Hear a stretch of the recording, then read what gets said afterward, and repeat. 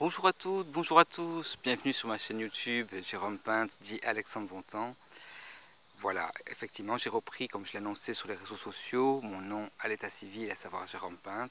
Mais pour les livres sortis cette année en mai et en juin, bien entendu, les livres sont toujours accessibles et disponibles au nom de Alexandre Bontemps, à savoir le recueil de poésie, Poésie atroce et joyeuse, le recueil de nouvelles, Du rêve à l'évidence en finissant dans la lumière, et le papyrus, Faire le bien et bien le faire, qui sera accessible très prochainement. Voilà, les temps changent, les choses bougent, les choses évoluent, et il est venu pour moi le moment de partir, de quitter en tout cas la région parisienne pour me diriger vers une autre région que j'affectionne et que j'avais prévu, dans laquelle j'avais prévu de vivre depuis plusieurs années. Il semblerait que ce soit le moment venu, que le moment soit venu. Donc voilà, je pars très prochainement en Provence. Enfin, du moins, je prépare. Si l'univers m'entend, si normalement tout devrait se faire d'ici à septembre. Voilà. Alors justement, aujourd'hui, pour préparer ce départ, j'ai décidé de vous lire un extrait du livre de Marcel Pagnol, La gloire de mon père.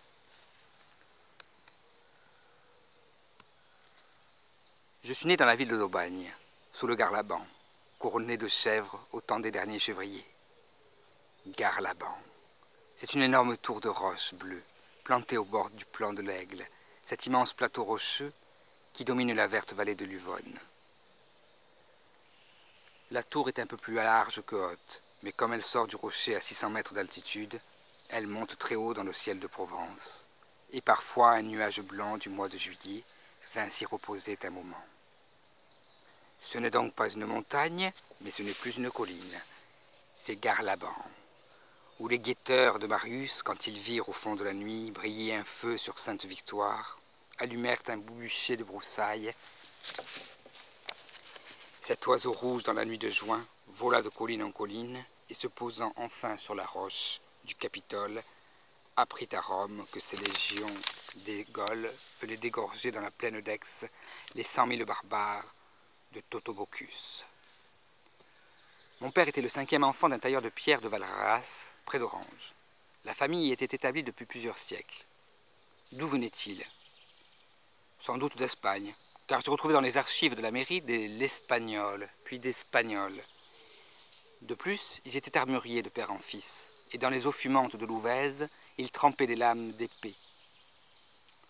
Occupation, comme chacun sait, noblement espagnole. Cependant, parce que la nécessité du courage a toujours été inversement proportionnelle à la distance qui sépare les combattants, les tromblons et les pistolets remplacèrent bientôt les espadons et les colichemardes. C'est alors que mes aïeux se firent artificiers, c'est-à-dire qu'ils fabriquèrent de la poudre, des cartouches et des fusées. L'un d'eux, un arrière-grand-oncle, jaillit un jour de sa boutique, à travers une fenêtre fermée dans une apothéose d'étincelles, entourée de soleils tournoyants, sur une gerbe de chandelles romaines. Il n'en mourut pas, mais sur sa joue gauche, la barbe ne repoussa plus. C'est pourquoi, jusqu'à la fin de sa vie, on l'appela l'Ourousti, c'est-à-dire le rôti. C'est peut-être à cause de cet accident spectaculaire que la génération suivante décida, sans renoncer aux cartouches ni aux fusées, de ne plus les garnir de poudre, et ils devinrent cartonniers, ce qu'ils sont encore aujourd'hui. Voilà un bel exemple de sagesse latine. Ils répudièrent d'abord l'acier, matière lourde, dure et tranchante, puis la poudre, qui ne supporte pas la cigarette, et ils consacrèrent leur activité au carton, produit léger, obéissant, doux au toucher, et en tout cas non explosible.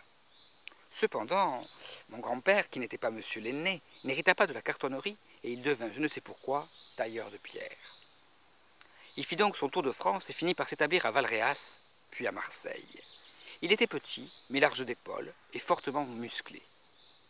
Lorsque je l'ai connu, il portait de longues boucles blanches qui descendaient jusqu'à son col et une belle barbe frisée. Ses traits étaient fins, mais très nets, et ses yeux noirs brillaient comme des olives mûres. Son autorité sur ses enfants avait été redoutable, ses décisions sans appel. mais ses petits-enfants tressaient sa barbe ou lui enfonçaient dans les oreilles des haricots. Il me parlait parfois très gravement de son métier, ou plutôt de son art, car il était maître appareilleur. Il n'estimait pas beaucoup les maçons. Nous, disait-il, nous montions des murs en pierre appareillés, c'est-à-dire qui s'emboîtent exactement les unes dans les autres, par des tenons et des mortaises, des embrèvements, des queues d'aronde, des traits de Jupiter. Bien sûr, nous coulions aussi du plomb dans des rainures pour empêcher le glissement. Mais c'était incrusté dans les deux blocs, et ça ne se voyait pas. Tandis que les maçons, ils prennent les pierres comme elles viennent, et ils bouchent les trous avec des paquets de mortier. Un maçon, c'est un noyeur de pierres, et il les cache parce qu'il n'a pas su les tailler.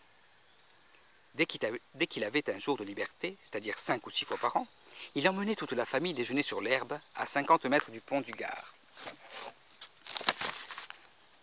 Pendant que ma grand-mère préparait le repas et que les enfants pataugeaient dans la rivière, il montait sur les tabliers du monument, prenait des mesures, examinait des joints, relevait des coupes, caressait des pierres. Après le déjeuner, il s'asseyait dans l'herbe, devant la famille en arc de cercle, en face du chef-d'œuvre millénaire, et jusqu'au soir, il le regardait. C'est pourquoi 30 ans plus tard, ses fils et ses filles, au seul nom du pont du Gard, levaient les yeux au ciel et poussaient de longs gémissements. J'ai sur ma table de travail un précieux presse-papier. C'est un cube allongé en fer, percé en son centre d'un trou ovale. Sur chacune des faces extrêmes, un entonnoir assez profond et creusé dans le métal refoulé. C'est la massette du grand-père André, qui frappa pendant 50 ans la dure tête des ciseaux d'acier. Cet homme habile n'avait reçu qu'une instruction sommaire. Il savait lire et signer, mais rien de plus. Il en souffrit secrètement toute sa vie, finit par croire que l'instruction était le souverain bien, et il s'imagina que les gens les plus instruits étaient ceux qui enseignaient les autres.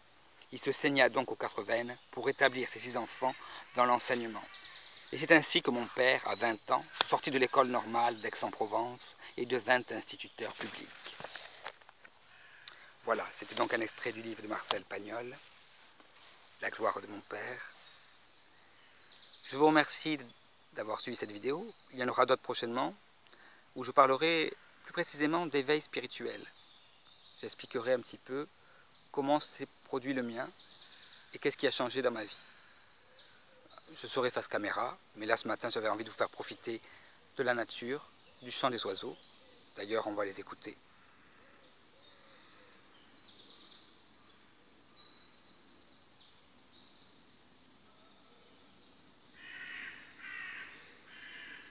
Voilà, je vous invite à vous abonner à ma chaîne YouTube en cliquant sur le petit rond. Et je vous dis à très bientôt.